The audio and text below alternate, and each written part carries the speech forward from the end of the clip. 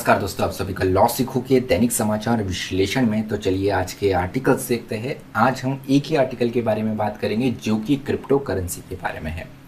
हमारे financial sector में नया एक क्रांति की ओर हम बढ़ रहे हैं क्रिप्टो करेंसी ब्लॉकचेन पद्धति के कारण। तो उस और हम बात करेंगे, साथ ही साथ हमारी सरकार का क्या रुख रहा है इस बारे में और क्यों ये एक इम्पॉर्टेंट विषय है हमारी सरकार के चर्चा के लिए, उस बारे में भी हम चर्चा करेंगे। अंत में आपको पता है जैसे न्यूज़ इन फ्लैश होता है जिनमें हम महत्वपूर्ण समाचारों के बारे में चर्चा करते हैं।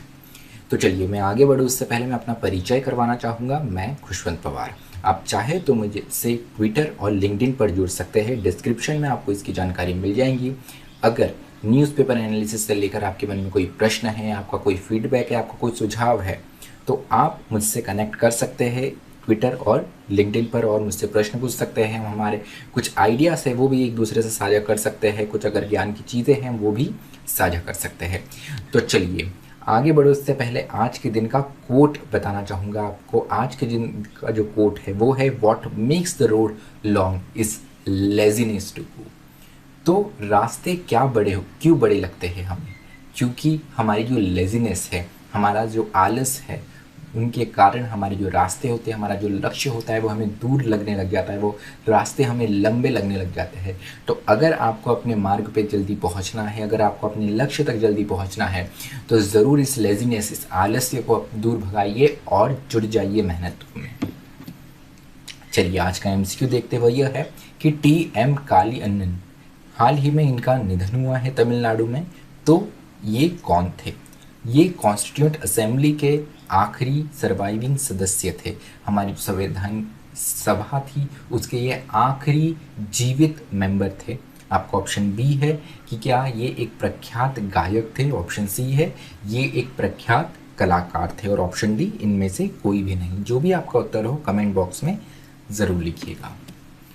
तो चलिए आज का डिस्क्रिप्टिव क्वेश्चन देखते हैं। वह यह है कि क्रिप्टो करेंसी कैसे हमारे फाइनेंशियल सेक्टर में, कैसे हमारी आर्थिक क्षेत्र में एक क्रांति ला सकती है। इस पर आपको एक विस्तृत चर्चा करनी है। आपका उत्तर 250 शब्दों में लिख सकते हैं।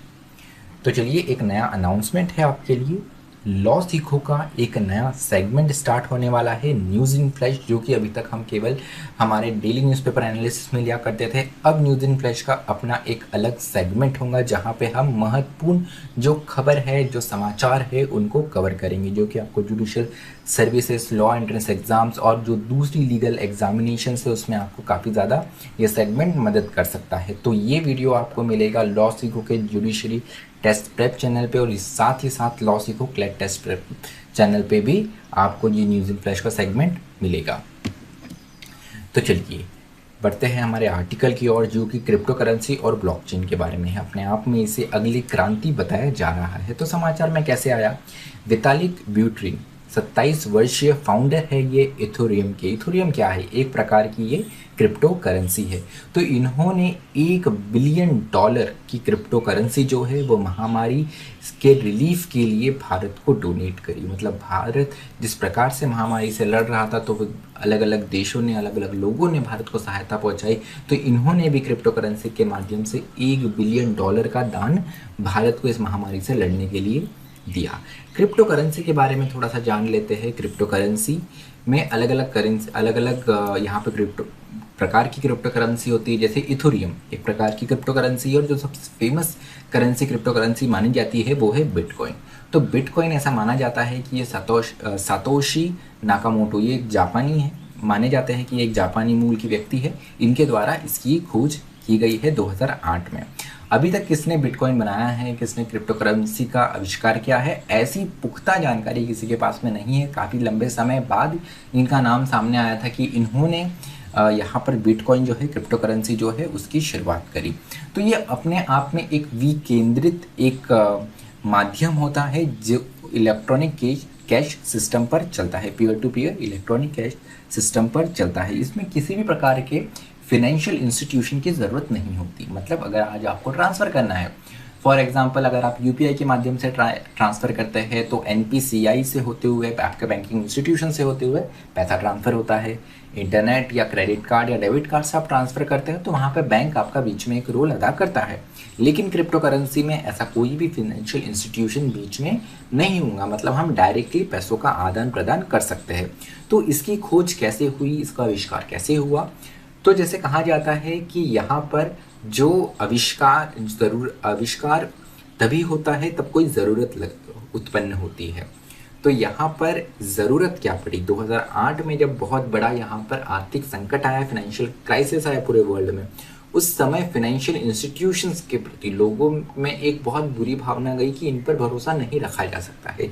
इसी को देखते हुए यहाँ पे क्रिप्टो करेंसी का आविष्कार हुआ। क्रिप्टो करेंसी जो है वो ब्लॉकचेन पद्धति पे चलती है, मतलब यहाँ पर लोगों के पास में एक ओपन एक्सेस होता है, किसने कितना पैसा किसको ट्रांसफ़र करा, कितना धन किसको कितना ट्रांसफ़र करा है, वो हमको एक क्लियर माध्यम से दिख जाता है। जैसे अगर आप कॉमर्स के स्टूडेंट हो तो आप आसानी से समझ सकते हैं कि जैसे हमारे पास में एक लेजर बुक होती है, लेजर में हम हर एक किस प्रकार से धन आया, कहाँ धन गया, कितना किसकी तरफ से यूनिट आया, हम एक पूरी जानकारी रखते हैं। उसी प्रकार की समझ सकते हैं कि हम ये एक डिजिटल लेजर हमारे पास में है। तो इसमें अगर फॉर एग्जांपल कि मैंने ए ने बी को पैसा दिया, देन बी ने सी को पैसा दिया, तो हर एक जो ट्रांजैक्शन रहेगा उसका रिकॉर्ड इस ऑनलाइन लेजर में, इस कंप्यूटर सिस्टम के एक लेजर में मौजूद रहेगा, जिसको समय समय पर कोई भी वेरीफाई कर सकता है। उसके साथ ही साथ इस सिस्टम को कोई भी अपडेट, जैसे ही ट्रांजैक्शन हुआ वैसे ही कोई भी इसे अपडेट करता भी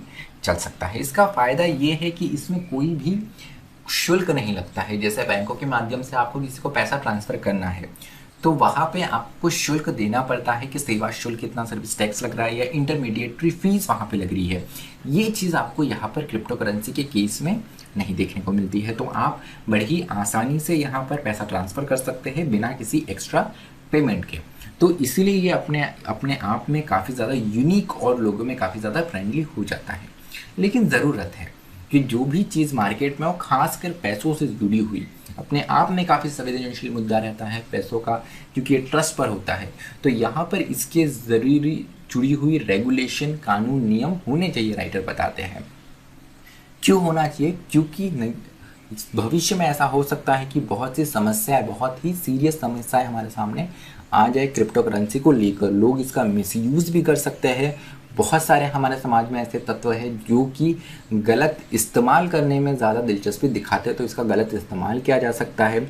उसके साथ ही साथ जो लोग इसमें पैसा डाल रहे हैं उनको कोई भी प्रोटेक्शन नहीं है। अगर अभी की स्थिति हम देखें तो आशंका है कि आगे चल के एक बहुत बड़ा स्कैम या घोटाला भी हो सकता है क्रिप्टो करेंसी को लेकर।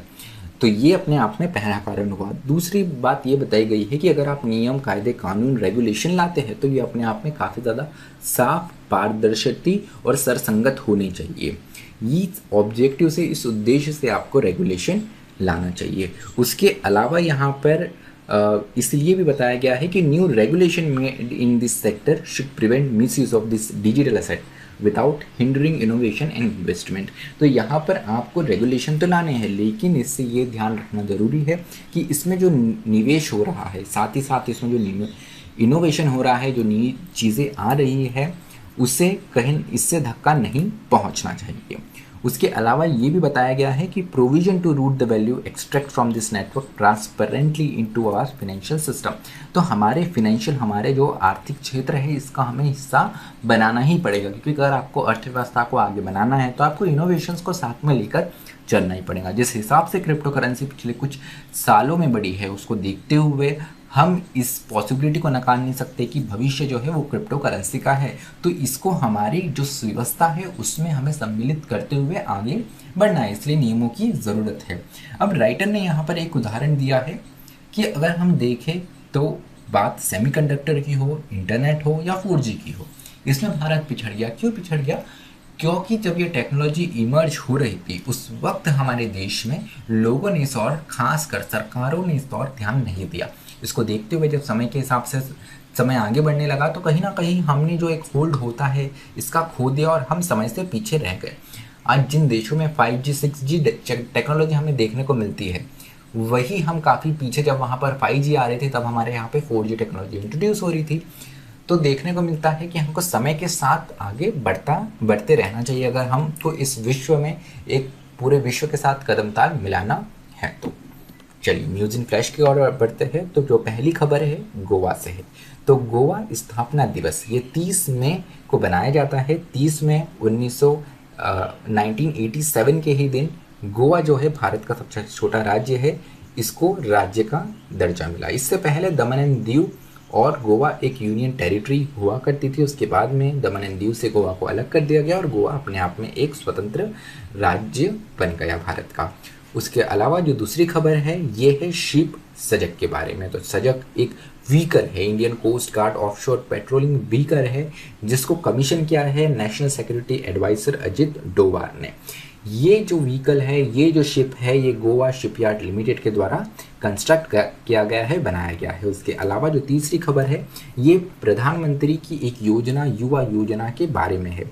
ये योजना जो है ये हमारी जो शिक्षा मंत्रालय है, मिनिस्ट्री ऑफ एजुकेशन है, उनके द्वारा लॉन्च किया गया है। इसका उद्देश्य ये है कि 30 साल के अंदर जो व्यक्ति है जो कि लेखक है, ऑथर्स हैं, इनकी मेंटरशिप हो, इसके लिए ये स्कीम लाई गई है। उसके अलावा जो चौथी खबर है जो चेन्नई से है, मैथिली शिवारामन, इनका हाल ही में देहांत हो गया है।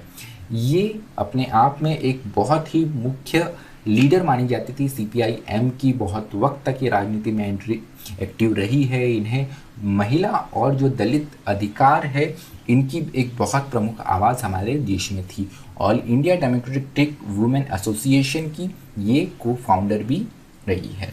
उसके अलावा अगर हम देखें तो परमानेंट मिशन ऑफ इंडिया में ये रिसर्च असिस्टेंट के रूप में इन्होंने UN में काम भी करा है। उसके अलावा वछाती केस जो एक बहुत फेमस केस था, जिसमें ट्राइबल कम्युनिटी की प्रॉपर्टी को डिस्ट्रक्ट करना, हड़पने के साथ ही मास रेप का पूरा प्रकरण सामने आया था, उसमें भी इन्होंने बहुत मुख्य आवाज़ बुलंद की थी। तो चलिए जो पांचवी खबर है ये है नो टबैको डे के बारे में। तो विश्व नो टबैको डे आज बनाया जाता है 31 मई को।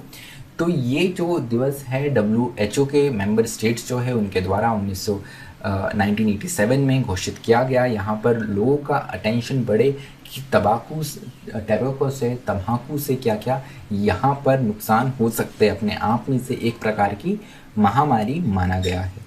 तो कुछ मुख्य उद्देश्य है, जैसे तंबाकू जो है उससे क्या खतरे हैं वो लोगों को बताना, साथ ही साथ जो टैबेको कंपनीज़ हैं इनकी जो बिजनेस प्रैक्टिसेस है इसके बारे में लोगों को सजग करना।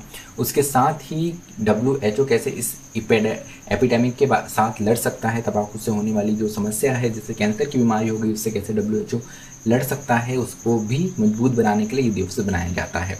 और लोग अपनी तरफ से क्या कंट्रीब्यूट कर सकते हैं, क्या योगदान दे सकते हैं, उस जागरूकता फैलाने के लिए भी ये दिवस बनाया जाता है। 2021 की थीम है कमिट टू क्विट। तो इस वर्ष ये महत्वपूर्ण थीम है कमिट टू क्विट। आपको यहाँ पर देखने को मिल सकता है कि अगर आप कोई परीक्षा दे रहे हो तो उस जगह ऐसे आपको सवाल पूछे जा सकते हैं। उसके अलावा कुछ आंकड़े दिए गए हैं। अगर WHO की देखें तो कोविड-19 महामारी में 60% जो तंबाकू का सेवन करते थे लोग, उन्होंने स्मोकिंग छोड़ दी, बट केवल 30% ही ग्लोबल पॉपुलेशन जो वैश्विक हमारी जनसंख्या है उनको क्वालिटी टैबैको सीजेशन सर्विसेज का फ़ायदा मिला है कि तंबाकू छोड़ने के लिए क्योंकि ये अपने आप में एक लत है। जब भी आप कोई लत छोड़ते हैं तो आपको एक प्रोसेस से गुजरना पड़ता है, लेकिन इस प्रोसेस का फ़ायदा काफ़ी कम लोगों को यहाँ पर मिला है। तो चलिए आज का विश्लेषण जो है वो हमारा यही समाप्त होता है। मुझे सुनने के लिए आप सभी का धन्यवाद। अधिक जानकारी के लिए आप लॉसिको की वेबसाइट lawsikho.com विजिट कर सकते हैं। अपना और अपनों का ख्याल रखिए। Thank you. Stay tuned to लॉसिको।